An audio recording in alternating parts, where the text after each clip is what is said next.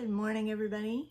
It's Meg from Books Off the Beaten Path in my bathrobe yet again. So here's the plan for today. It's Sunday and it's early and it's before church. And so I'm gonna catch up on my book tags today. I've got two. I've got the banned book tag and then I've got the canine tag. So I'm gonna do the banned book tag before church and then the canine tag after church. So I will actually be dressed for the canine tag. But you guys have seen me in my bathrobe a lot, so I don't think it matters. You know that I do stuff early in the morning and I'm not always properly attired. Okay, so I was tagged by Book Chat with Pat, I think it was. Anyway, I'm going to give her credit for tagging me on this, and let's talk about some banned books because I've got a great story about a banned book. Okay, do you intentionally read banned books? Why or why not? First off, I often don't know when a book is banned because it seems like so many really popular books are banned that I just can't keep up with it. I mean, somebody's always, some church or somebody's got a list or something like that of books that are banned.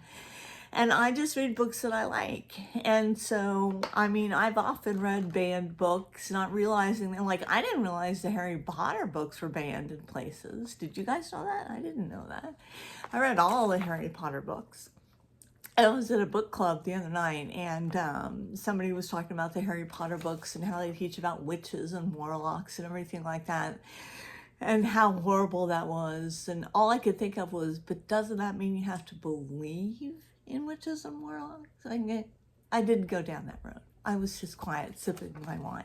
Actually, I had a beer. Okay, so tell us about your favorite banned book.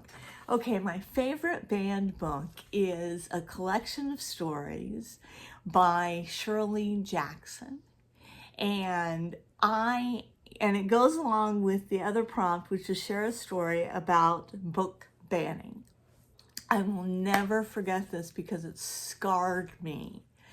So I was in high school, freshman in high school, and at that time they had these classes called Gifted and Talented, which meant that your scores on certain tests were a little bit higher than other people, so therefore you were special.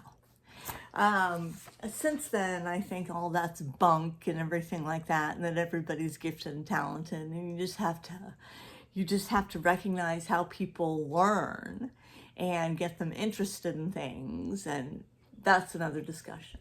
So anyway, I went to my beloved English teacher, Miss McFarland, and I told her, and I had friends. I mean, I wasn't a complete nerd, but I didn't have a lot of friends, so I spent a lot of time in the library. And I told her that I had finished reading this amazing story called The Lottery. I slurred my words there, by Shirley Jackson. And I wanted to discuss it with her, and I had the book in my hands. And she took the book from me, not viciously or cruelly or anything like that, but she took the book from me and she said, "Where did you get this?" And I said, "Well, I got it from the library." And she said, "You're not allowed to read this." I thought it was a grade thing. I thought it was like she was saying it was above my grade. I couldn't read it because it was above my grade. And I was ready to tell her that, you know, I've been reading things above my level since I was a little kid, and I didn't have any problem with that. Well, the next thing I know, they call me out of class, and I'm down in the library with the librarian and the principal telling me that I shouldn't have read this book because it was a banned book, and the librarian was getting in trouble for having it on the shelves. And I have never felt so ashamed in my life. And I was shamed. And it was, I mean, I live in Oklahoma, and we are 50th in education. And we've never been really high up there or anything like that. But this is truly one of the reasons why. Is because we have these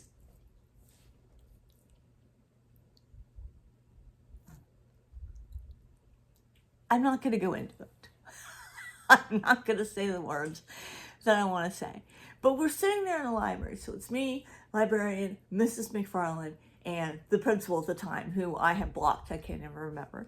But they were talking about how I shouldn't have read it and how I couldn't understand it, even if I did read it, and how the librarian shouldn't have had it on the shelves and she should have been more careful about what she was bringing in. And the librarian was, trying to defend herself. And my beloved Mrs. McFarland, who I loved to death, I mean, she was like an idol to me, just plummeted in my estimation. And it was like, what's that old saying, never meet your heroes? Well, I met my hero and it was not a good thing. It was horrible. So Shirley Jackson, The Lottery. Book of short stories of Shirley Jackson's. If you haven't read it, you should read it. It's really good. Okay, which book would you memorize to save it from the censors? Well, I think it would be that Shirley Jackson book, because that really made me aware that there was a world outside of the world that I lived in. The world that I lived in was shiny and bright and open. My parents never censored what I read. They would occasionally say, I think you'll think this is boring or this is too hard, but they never told me not to read anything. Part B to that story is I came home and I told my father, who was a teacher at the time, called the school and got into an argument with the principal, and it was like a big deal and everything like that. But like, I was told I couldn't even talk about it. I couldn't even talk about the book. So if I were to memorize one, it would be that Shirley Jackson short story book with the lottery in it. I never will forget that experience. Okay, are there any books that challenge your opinions on book banning? No, none. I don't think any book should be banned. I mean, I personally will never read A Clockwork Orange, but somebody out there is going to read it. And hopefully they gain something from it other than just random violence. I personally am never going to read The Heart of Darkness, just because I've tried it several times and I find it boring. But does that mean it needs to be banned because we're talking about white people and then we're talking about black people and everything like that? No, of course not. Nothing should be banned.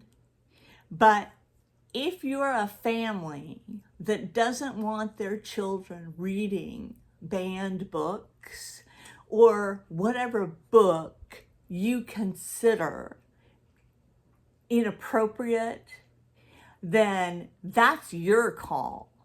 That doesn't need to be part of my nationwide consciousness. I've got too much to worry about, like the price of groceries, than to worry about Harry frickin' Potter with his little wand and everything like that. Witches and warlocks, let me just be clear about this. Witches and warlocks are not real.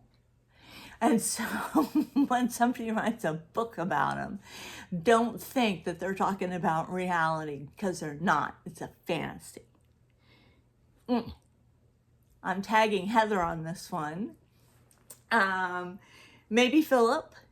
I don't know if he's already done it. The reason I said maybe is because I don't know if he's already done it or not. But yeah, there'll be some people on tag on this. Yeah, we'll take up this issue because it makes me angry. The whole idea, we are 50th, 5-0 in education.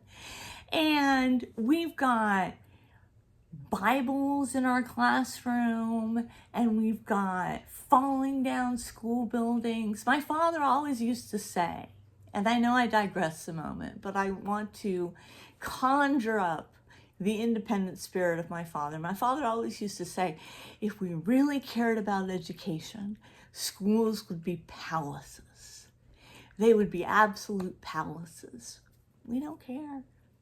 We don't care. That's part of the whole plan, I think. That's my theory of conspiracy, is keep them dumb. Keep them dumb. All right. Well, gosh, I wonder if this is going to give me a lot of controversial comments. I don't know. We'll have to see. But I will take you guys after church where I will be doing my canine book tag. And I hope you enjoyed this. And if you haven't read The Lottery, read The Lottery. It's really good. I will check you later.